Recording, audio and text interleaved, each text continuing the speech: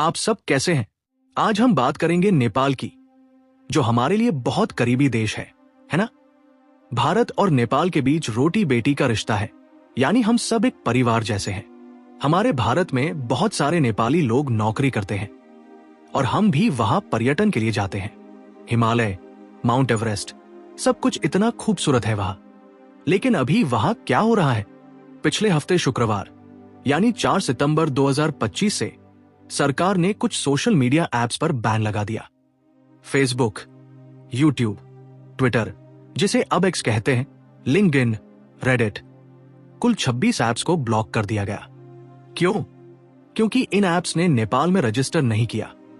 इससे युवा, खासकर जेन जेड यानी 16 से 28 साल की उम्र वाले सड़कों पर उतर आए और विरोध प्रदर्शन करने लगे। ये सिर्फ ऐप्स के बैन की बात नहीं है, इसके पीछे बहुत गहरी समस्याएं हैं। आइए एक एक कदम आगे बढ़कर देखें। सोशल मीडिया बैन के बारे में विस्तार से देखें। नेपाल सरकार प्रधानमंत्री के पी शर्मा ओली के नेतृत्व में सोशल मीडिया रेगुलेशन डायरेक्टिव 2024 नाम का एक कानून लाई। इसके तहत कोई भी सोशल मीडिया ऐप नेपाल में काम करना चाहता है तो उसे कम्युनिकेशंस मंत्रालय में रजिस्टर करना होगा, एक शिकायत निवारण अधिकारी नियुक्त करना होगा और एक अनुपालन अधिकारी होना चाहिए। क्यों?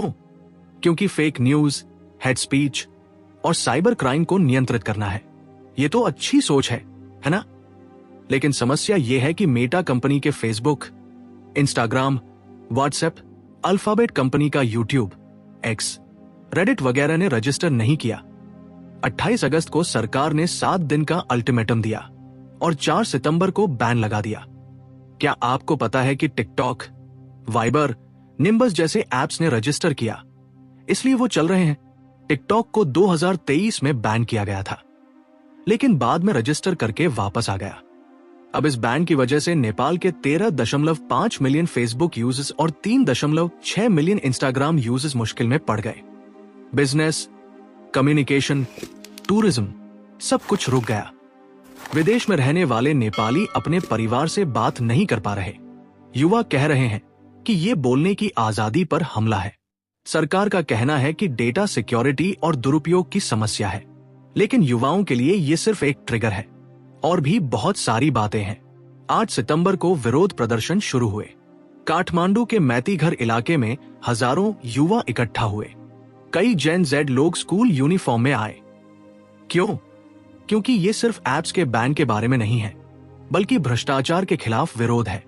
सरकारी नेता लग्जरी लाइफ जी रहे हैं, उनके बच्चे सोशल मीडिया पर दिखा रहे हैं, लेकिन आम लोग बेरोजगारी, गरीबी और असमानता से जूझ रहे हैं।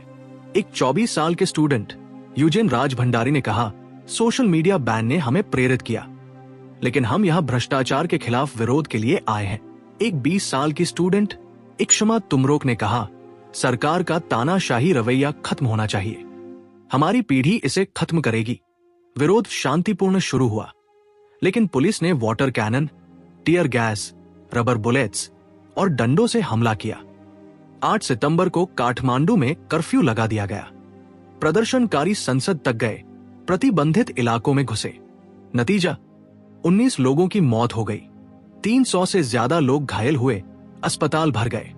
गृह मंत्री रमेश लेखक ने इस्तीफा दे दिया। संयुक्त राष्ट्र ने इस घटना की जांच की मांग की। क्या ये बांग्लादेश जैसा हो रहा है, जहां युवा विरोध के बाद शेख हसीना की सरकार गिर गई थी? क्या नेपाल में भी सरकार बदलेगी या अंतरिम सरकार आएगी? ये प्रदर्शन युवाओं में भ्रष्टाचार के खिलाफ गुस्से और आजादी के लिए उनकी लड़ाई को दिखाते हैं। सोशल मीडिया बैन सिर्फ एक ट्रिगर है, असल समस्या है सरकार में भ्रष्टाचार, बेरोजगारी और आर्थिक असमानता। युवा इन समस्याओं को रोकना चाहते हैं और बदलाव लाना चाहते हैं। ये आंदोलन हामी नेपाल नाम के संगठन के नेतृत्व में चल रहा है, जो युवाओं के गुस्से और आजादी के लिए उनकी लड़ाई को साफ दिखाता है। नेपाल में हो रहे हंगामे के पीछे भ्रष्टाचार मुख्य कारण है।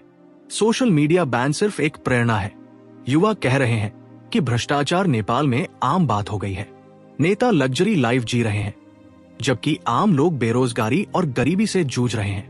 भ्रष्टाचार बंद करो, सोशल मीडिया नहीं के नारे लगाते हुए युवा कह रहे हैं कि वो सोशल मीडिया के जरिए अपनी बात और भ्रष्टाचार के खिलाफ लड़ाई को व्यक्त करते हैं। सरकार इन ऐप्स को बैन करके उनकी आवाज दबाना चाहती है।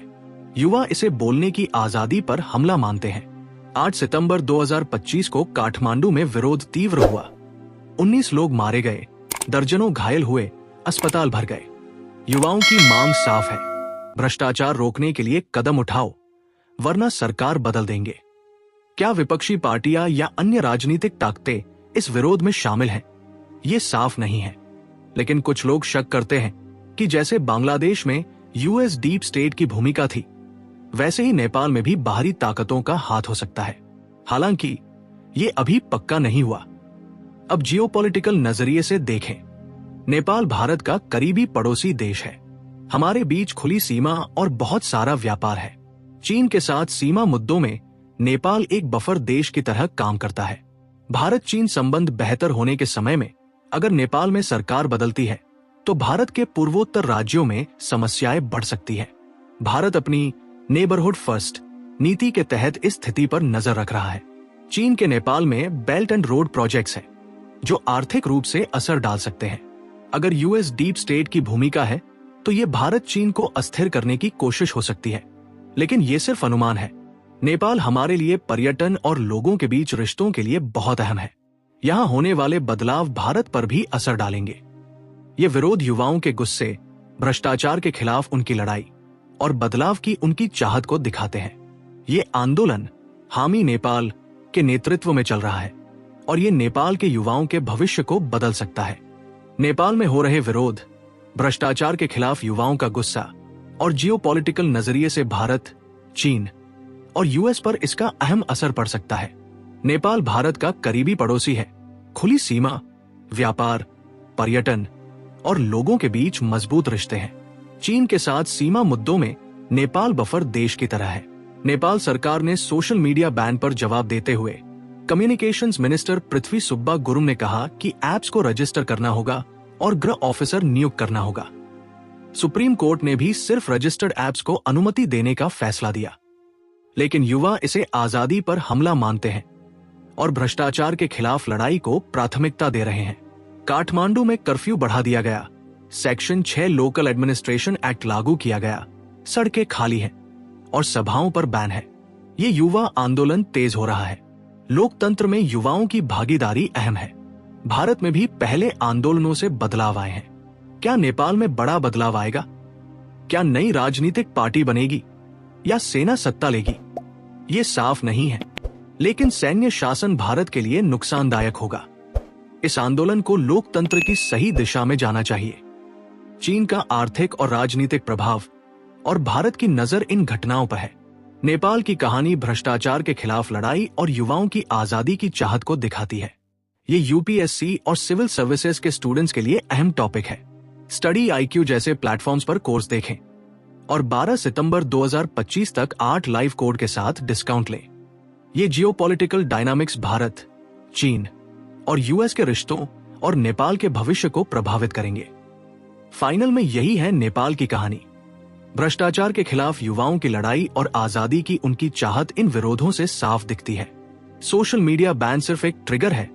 असल समस्या है भ्रष्टाचार, बेरोजगारी और असमानता। क्या ये आंदोलन नेपाल में बड़ा बदलाव लाएगा? क्या नई राजनीतिक ताकतें उभरेंगी या भारत चीन पर जियोपॉलिटिकल असर पड़ेगा? ये अब देखने वाली बात है। ये घटनाएं हमें एक बात सिखाती है, लोकतंत्र में युवाओं की आवाज कितनी ताकतवर है। ये वीडियो आपको पसंद आया? लाइक करें, शेयर करें और सब्सक्राइब करना न भूलें। कोई सवाल हो तो कमेंट्स में पूछें। फिर मिलते हैं नए वीडियो के साथ। तब तक बाय बाय।